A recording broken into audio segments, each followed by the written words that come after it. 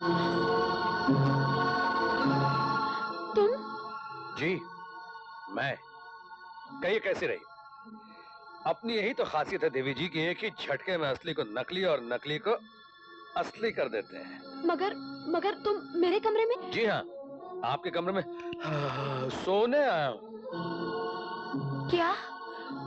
तुम मेरे कमरे में सोओगे? अजी, शादी के बाद पति पत्नी के कमरे में नहीं सोएगा तो और कहाँ सोएगा? देखो देखो, ये तुम मौके का गलत फायदा उठा रहे हो। अजी, मौका ही तो सही है और हम उसका सही फायदा भी उठा रहे हैं, जिसमें आपका भी फायदा है और हमारा भी फायदा है। मैं कहती हूँ इस कमरे से बाहर चले जाओ। हम इस कमरे से बाहर गए तो इसका मतलब ये होगा कि हम इस बंगले से बाहर हो जाएंगे और वो चपंडुक पगड़ी वाला अंदर हो जाएगा, जो अब तक तुम्हारा पति बनने का ख्वाब लिए बाहर घूम रहा है। कहीं तो बुला लो उसे। भाई साहब! नहीं नहीं, उसे मत बुलाओ। इसीलिए तो कहता हूँ कि हमारी बात मान लो। देखो देखो, मैं कहती हूँ रुक जाओ।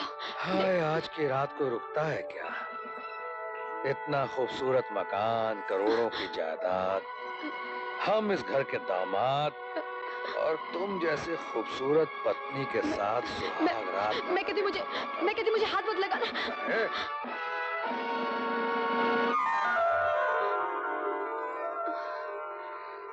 हमारा क्या है देवी जी, हम तो फकीर आदमी हैं और अपना एक उसूल है, पहले कोई काम हाथ में लेते नहीं है, और अगर कोई काम हाथ में ले लेते हैं तो फिर उसे अधूरा नहीं छोड़ते, पूरा करके ही रहते हैं।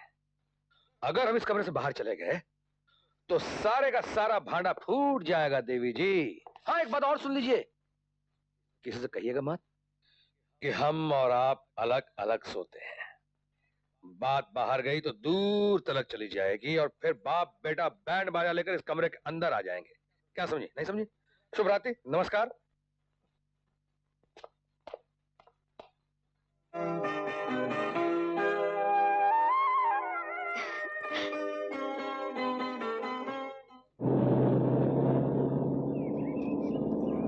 भाग भाग, जल्दी जा जा।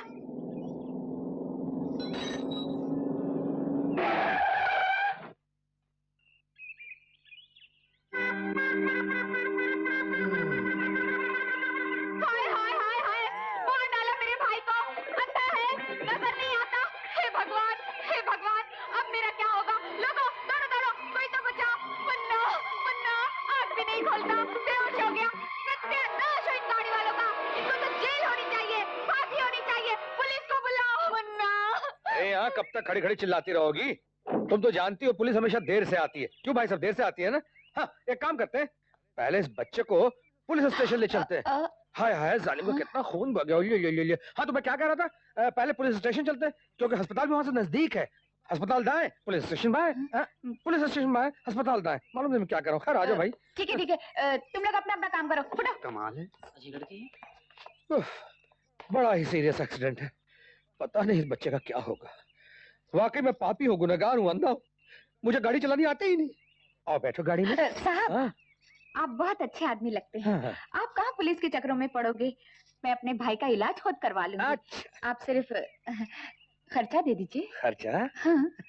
अरे नहीं, इन गाड़ी वालों को सबक मिलना ही चाहिए, तभी इन सालों को अकल आएगी। ये साले जितने गाड़ी वाले हैं ना, सड़क को अपने बाप की जागीर समझता है, बाप की। पैदल चलने वालों को कुछ समझते ही नहीं। तो बैठो गाड़ी में। साहब, मैंने आपको माफ कर दिया। नहीं नहीं नहीं नहीं, माफ मत करना, माफ मत करना, जेल भेज कर ही मानना। सबसे पहले हम पुलिस स्टेशन चलते हैं। बैठो गाड़ी में। चप।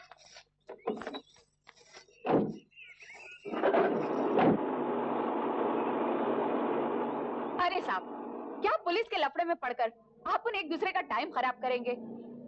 100 की पत्ती दे दो, बाकी मैं संभाल लूंगी। अरे 100 की पत्ती से पता नहीं बेचारा बचेगा या नहीं।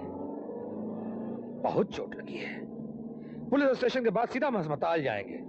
वहां डॉक्टर गंडोत्रा मुन्ना को 4-6 जबरदस्त सुइयां लगाएगा, तब जाके ये ठीक हो जाएगा। हाँ? नहीं नहीं, मैं सुई नहीं लगवाऊंगा, मुझे कुछ नहीं हुआ है। साहब, हमको गाड़ी से उतार दो, हमको रुपए नहीं चाहिए। अरे अब जो कुछ कहना पुलिस से कहना। साहब, हमें माफ कर दो साहब। नहीं नहीं, बिल्कुल माफ नहीं करूंगा।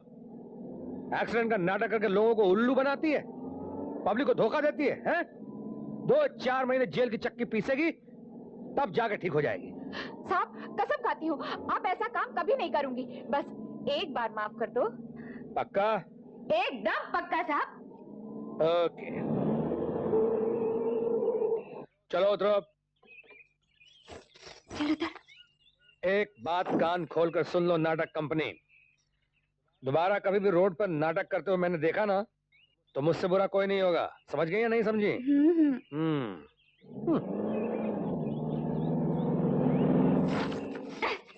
बड़ा आया पुलिस स्टेशन ले जाने वाला, चक्की पिसवाने वाला, उल्लू के पट्टे भूतनी के 4 सुइयों से डर गया, सारा खेल खराब कर दिया। दीदी दीदी दीदी, तुझे क्या तकलीफ है जो भागता फिर रहा है? वो बिरजू। क्या हुआ बिरजू को? बिरजू जेल से आ गया है। अरे तो ऐसा बोलना। चल रे बंटा चल।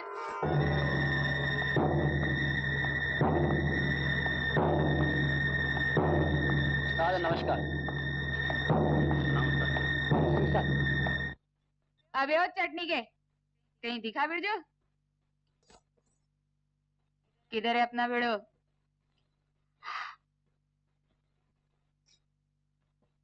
अच्छा, हरामजादों, हराम की खा खा के तुम लोगों को चर्बी चढ़ गई है।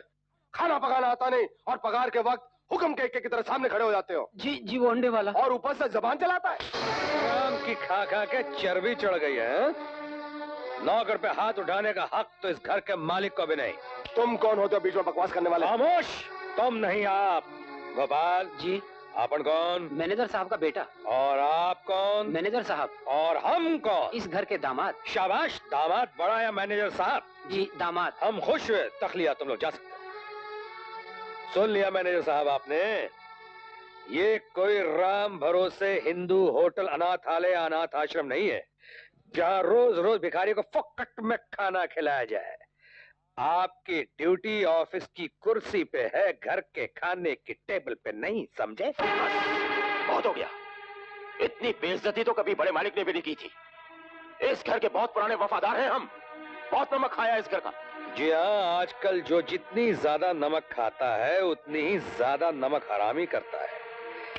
अगर आप सेठ जी के वाकई वफादार होते तो वो अस्पताल जो सेठ जी का सपना था कब का पूरा हो चुका होता। अनीता जी, हम अस्पताल वाली जमीन देखने जा रहे हैं, जाएं?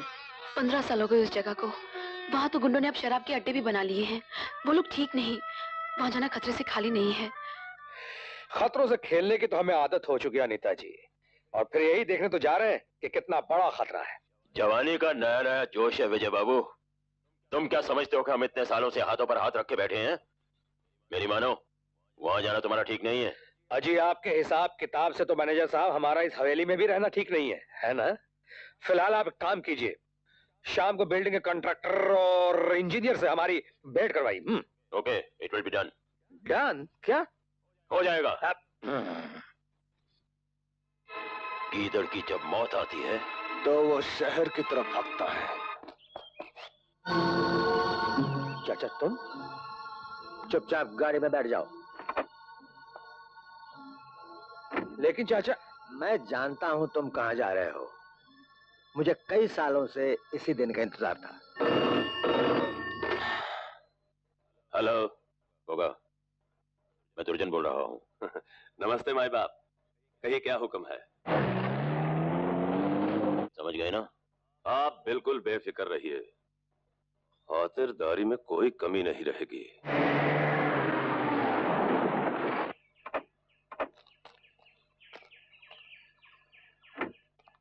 बेटा, यही है वो जगह। मालिक ने क्या चाहा था और ये क्या बन गया।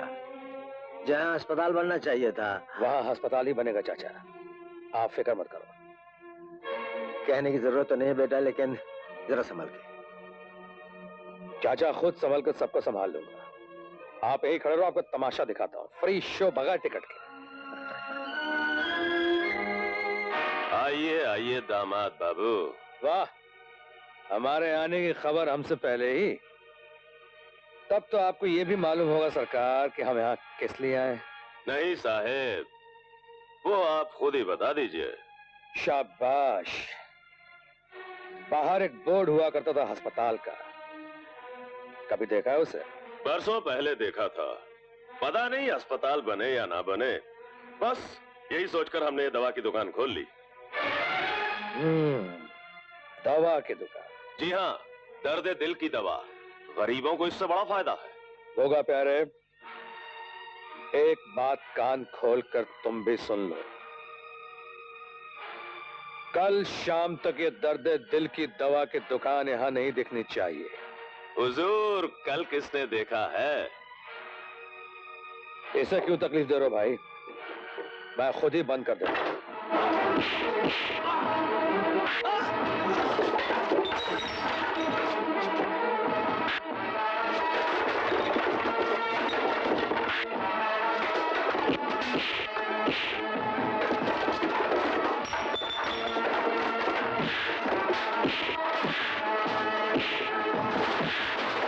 वाह, बहुत अच्छे।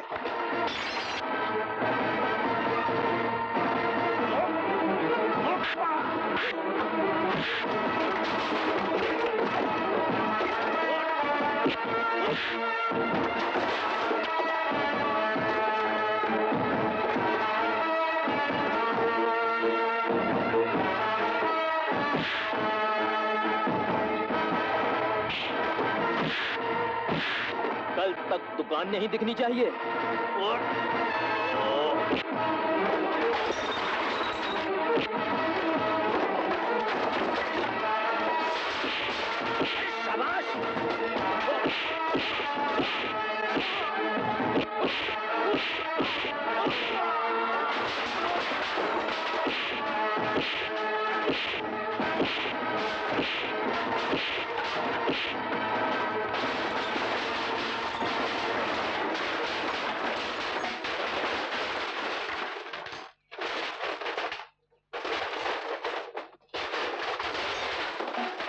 अरे जियो बेटा, जियो जियो।